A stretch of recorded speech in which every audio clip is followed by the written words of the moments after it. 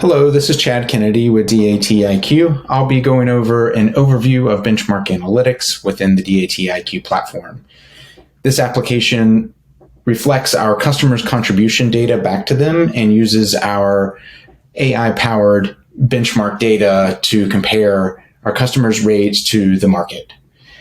You can see here at the top, there's a very high-level summary of the view of all of the data that we're currently looking at over the entire date range, which is displayed to the right here.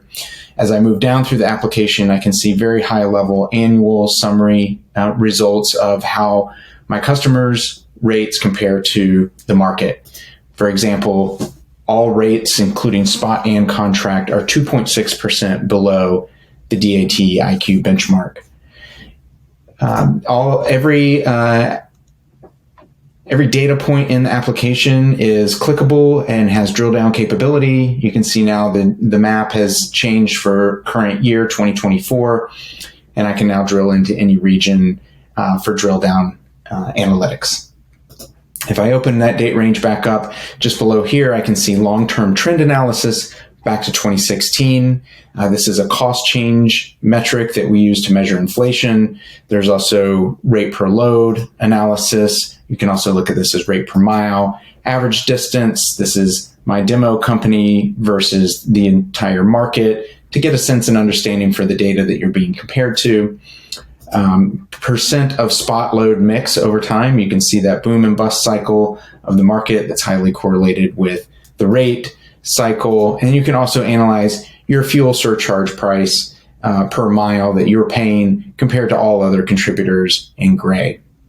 As I scroll down through here, you can see the bubble chart provides drill down analytics. I can quickly identify outliers within my network of carriers, and I can look at their associated lanes sorted quickly by the top 5 worst to best.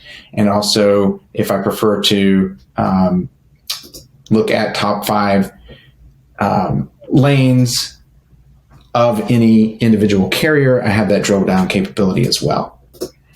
Over to the right, we have several different preferences that you can set up your preferred views and over 25 filters that you can utilize to drill down and analyze your data.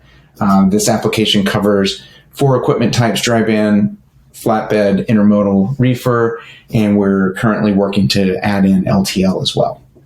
I hope you find this overview useful. We look forward to hearing your feedback. We'll have additional tutorials on common use cases and some of the terminology used in the application. Thank you.